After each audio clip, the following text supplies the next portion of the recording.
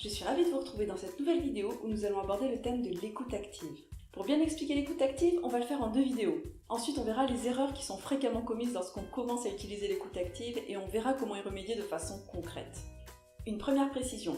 La méthode Gordon, elle s'applique jusqu'à l'adolescence. Si j'ai tendance à prendre des exemples d'enfants en bas âge, c'est parce que j'ai moi-même 2 enfants en bas âge qui ont 2 et 4 ans. Dans les prochaines vidéos, je vais essayer de trouver des exemples avec des enfants un peu plus âgés.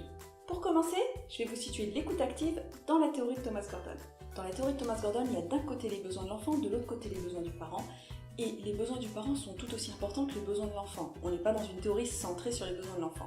Lorsque l'enfant exprime son besoin au parent, le parent peut utiliser l'écoute active pour bien comprendre le besoin. Lorsque le parent exprime un besoin à l'enfant, il peut utiliser le message « je » pour l'exprimer d'une façon qui ne blesse pas l'enfant. Lorsque les besoins de l'enfant et du parent sont en conflit, on peut utiliser la méthode sans perdant pour concilier ces deux besoins. L'écoute active, c'est donc l'enfant qui a un besoin. L'écoute active, c'est la façon dont le parent va écouter l'enfant qui exprime son besoin. Pour bien comprendre, mettons-nous en situation. Vous faites une sortie piscine avec vos 2 enfants. Le plus petit de vos enfants, qui n'a jamais osé monter sur le grand toboggan, vient vous voir en colère parce qu'il en a marre que son grand frère passe son temps sur le grand toboggan. Il vous dit qu'il le déteste. Que lui dites-vous? Je sais ce que vous allez dire. Laisse ton frère. Si tu ne laisses pas ton frère, tu rentres à la maison. C'est pas grave, on va trouver autre chose à faire. Et si tu allais nager dans l'autre bassin? Si tu osais surmonter ta peur, ça t'aiderait à grandir. Tu embêtes tout le monde, tu peux pas les jouer tranquillement? En fait, t'es mort de peur. Je suis certaine que toi aussi tu es capable de faire du toboggan. Tu es jaloux de ton frère, voilà tout. Ton frère a le droit de jouer sur le toboggan. Pourquoi tu ne montes pas sur le toboggan? Laisse tomber. Tu viens de baigner avec moi? Vous vous retrouvez dans une de ces réponses? Oui.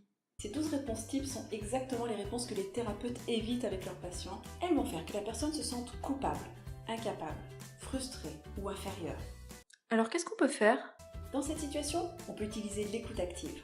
L'écoute active fait partie de ce qu'on appelle le langage de l'acceptation, qui se décompose en 3 phases, de la moins aboutie à la plus aboutie. La phase la moins aboutie, c'est la non-intervention. Un petit peu mieux, on a l'écoute passive, et encore mieux, on a l'écoute active. Dans cette vidéo, je vais vous expliquer la non-intervention et l'écoute passive, et dans la prochaine vidéo, je prendrai le temps de vous présenter le fonctionnement de l'écoute active. Commençons par la non-intervention. Mise en situation. Votre fille est avec vous, tout d'un coup elle décide de construire un circuit de train. La non-intervention, c'est de rester attentif à ce qu'elle fait sans intervenir. On évite ce genre de petites phrases.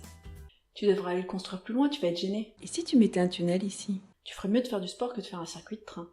Quand on reste attentif sans intervenir, l'enfant se sent accepté tel qu'il est. La non-intervention, c'est très bien dans certains cas, mais dans d'autres cas, ça ne suffira pas et c'est là qu'on peut passer à l'écoute passive.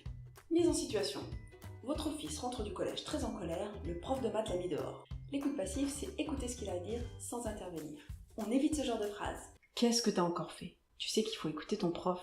Tu sais que tu vas à l'école pour apprendre. On va plutôt dire à l'enfant Ah bon? Ok. l'écouter et le laisser s'exprimer, et vous verrez que l'enfant a énormément de choses à dire. Avec l'écoute passive, on arrive déjà à traiter plus de situations.